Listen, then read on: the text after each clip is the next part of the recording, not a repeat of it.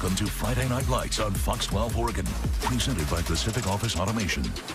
Week 12 on Channel 12. Final Four Friday under the lights for the 6A and 5A semifinals in Oregon. The lower levels in Washington all play Saturday. Everybody wants to practice on Thanksgiving. The grateful and loaded groups left playing ball still have a shot to feast. The first year that OSWA 6A Open bracket saw a pair of unbeatens in the semis from the neutral side of Hillsborough Stadium. The top-seeded Lake Oswego Lakers last made a final 5 years ago. On that day, on this day, the Lake Show met Seton Catholic. The fifth-seeded Rams, the reigning state champs, playing on their home field, 11-0 out of the Mount Hood Conference. Lakers 10-0, conquering the toughest run in the league, that Three Rivers League, making a 12th semifinal appearance in 33 years under head coach Steve Corey. The Lake Show put him on the opening drive, all via the rushing attack. LaMarcus Bam Bell bashes in for his first of the night, 5-play, 65-yard march. Later first, the early game changer, the field flipper, Hudson Curlin, picked off here by Cole Thomas. The Rams junior linebacker returns 43 yards to the 4. Next snap, they cash it in. Ty Newberry, senior, slams it in off the option run. It's 10-7 CCHS. Final minute of the half, get a load of this one. Robbie Long knows right where to go. Demarion Gates, one of the most electric athletes in the region. You see why. Dude busted out of maybe 3 tackles on his journey. A thrilling 63-yard catch, run, and touchdown. 2 plays, 2 scores, 17-7 Rams. Lakers, nowhere to find the resources, though. Go back to the well with Bell. 3 yards, caps an 80-yard drive. They're back up within 17-15. Then they go up. Hudson Gasperson, NFL pedigree with that leg. It's 18-17 LO. Third quarter, Ram tough as always. Long, Landon Kelsey, 20 yards. They score. Rams up midway through the third, 24-18. Bam wasn't having much more of that. The Lakers star went from a 1st and 34 to watching Bell ring up this 83-yard run right back to the red zone. He was well over 200 yards before the end of the game. Then LaMarcus's third score came to put him back up by 1, 25-24, and you buckle up for that fourth quarter. You got a big ball spot here. Under 4 to go. LO 4th and goal from the 3, but ball batted down, so 97 yards to go for Seton Catholic to win the game.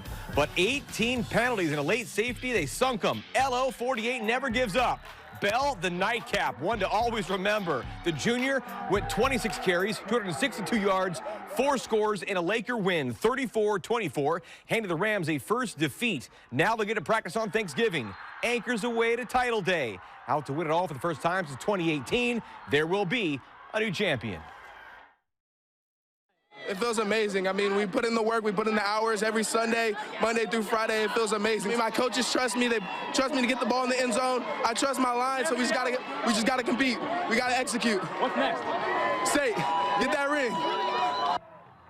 Yeah, that 6A state championship will be Black Friday from that same turf along the Sunset Highway. The other side of the 6A bracket saw the 3rd unbeaten team in the state up against a 1-loss team who only felt that sting by 4 points to LO. 2 gangs in green wanted to play on Black Friday. 3rd-seeded Sheldon, 10-0 mark. Number 2 West Linn, 9-1. That 1 defeat on the road to the Lakers. A rematch of sorts in the 2022 state final. This one played at Willamette University in the capital city of Salem. Bye week for the unanimous number 1 Ducks, so Oregon head coach Dan Lanning going to soak this one up in a sweet sweatsuit before hosting UW next Saturday, and they're going off for that Big Ten title game. The Lions quickly trailed and then quickly tied it up. Baird Gilroy waiting for nights like this. So too, Baron Naoni, 4-star tight end, going to go play for those Huskies. Ties it up. The very next play from scrimmage, Sheldon jumped back out in front. Kelson Speary, the bomb cyclone. Brody Thomas, 54 yards later, it's 14-7 for Sheldon. Second quarter, Lions level. Hudson Hardy, never resting on his laurels there, pounds it in. It's 14-14. The Linn soon leveraged the lead. Baird Gilroy, so good, so too Danny Weidman. The Duck baseball commit, safe, 17-yard pitch and catch, 21-14. Ensuing kick return saw it tied up, though, at 21. Late third, rain's coming in heavier now. No slow for John Eagles' guys. Gilroy, Weidman, connecting again. 35 yards of a lead, 28-21, heading to that 4th and final quarter. And the Lions defensive coaching staff, you know they got NFL guys like Anthony Newman, Alex Molden. Their guys stood strong to keep them out of the front and out of the end zone and off the field in crunch time. 28-21, West Linn wins. Bring on Championship Friday. The guys have prayers up for Will Engel, their senior, who was placed in an air cast at the final minute of the game. Hell of a team right there. But, you know, we did our thing. Offense was great. Defense was great. I'm happy to move on to the chip. You know, we got a great rematch for us. So it's going to be West Linn versus Lake Oswego. Yeah, well, Going into Lake Oswego from that tough loss, you know, we could definitely have a chip on our shoulder. So I think coming into that game, you know, we just need energy, speed, and, you know, we just need to, you know, make as little mistakes as possible. yeah, number 2 West Linn, number 1 Lake Oswego, and all Three Rivers League final on Friday, Hillsborough Stadium, 6A Open Crown. Kick time still to be announced. The other 6A championship bracket, formerly called the Columbia Cup, saw teams seeded 13 through 28. Roseburg, the host turf for Newburgh and South Medford, a 16, a 13 seed. The Tigers went 6-1 since an 0-4 start to get here, but shut out there, 17-0. Number 15 Jesuit, number 14 North Medford in Eugene. Black Tornado take off with the win 42-32. So the All Medford 6A championship bracket final will be Friday down south. How about the 5A level? A pair of intense matchups too. Who wants to play on Friday? How about number 2 Mountain View has been on the prowl all fall long. Those Cougs out of Bend unbeaten. Meantime, West Albany can bark with the best of them. McNary High and Kaiser, the host site for the other 5A semifinal. Number 6 West Albany, 9-2 Bulldogs. Last played for a title. They won it all in 2013. 11-0 Mountain View, that state runner-up to Wilsonville last season. They last won it all in 2011. Mountain View right here, going to get on that scoring there. Yeah, Mason Chambers, Langston Belding getting in for the touchdown. West Albany's Cade Martriano run to get him in, and they would do that. My goodness, how good are they? Jack Foley scored a touchdown as well. Here we got West Albany's Cade Martriano makes it run in. It's 14-10. Great season for him after transferring out of West Salem. Foley going to Wazoo. Mountain View's, though, Angel Valenzuela. This is a big-time play. He'd have more than one of these. Angel with the wings, 61 yards. Mountain View, the Cougs are up 20-10. And here, Caden again, this time to Tyler Hart McNally. That's a big-time play in the back of the end zone. Mountain View's up by 3. How about Valenzuela one more time? Angel said, you know what, I like that 61. How about from the 4-yard line, do the math, mental math, calculator. We all got one in our pocket now. That's 96 yards he goes. Mountain View, those Cougs going up 27-17. They would not be finished quite yet. Packed house out there, too. How about Mason Chambers again, this time to Jordan Best that he can do for them. Sometimes you get lucky. Right place, right time. Same drive. Angel Valenzuela. How about a hat trick? Flip it. Number 4. Make the work and get on in. He would get another one as well. 40-17, the final for MV. Coming back over the mountains for the ultimate prize. Now, one game remains. One team will be at the top of the heap in the 5A classification. Hey, it's just a whole team effort. We all put our work in. It's everybody. It's the coaching staff. It's offense. It's defense. It's everybody. We coming for the state title. Let's go. Let's go. Championship Friday, number 2 Mountain View. And we'll find out now. We got Wilsonville and Silverton be a dandy of the day after Thanksgiving from Hillsborough Stadium. We go live now to McMinnville with Fox 12's Dylan Scott. That marquee matchup for the 5A semis where league rivals met again. Number 1 Silverton and the reigning champs out of the 9-7-0-7-0. Dylan, we just saw this meeting a month ago. Nick, I have to tell you what, it's kind of a bummer this place is quiet right now because 40 minutes ago, it was absolutely rocking. You talk about maybe the 2 best teams in 5A going head-to-head. Silverton, the number 1 seed. Wilsonville, the defending champions. We talked so much about Week 7, that 45-27 game that the Foxes came out. They scored 31 unanswered. So what would it be like tonight? Totally different story, and kind of like that first matchup, tight early. But then the second half, even tighter, came down to the end. So the big question again would be, would Silverton, the top seed, head to that state championship to take on Mountain View? Or could Wilsonville get that chance to repeat next Friday? An unbelievable showdown in the 5A semifinals. Top seed Silverton hosting defending champs Wilsonville. for a spot in next week's title game. A Week 7 rematch won by the Foxes 45-27. Much tighter results on this night. Pick it up second half, 14-12 Silverton. Sawyer Teeny, huge season, huge night, but can't hold on to this football as the Wildcats recover. That would set up this.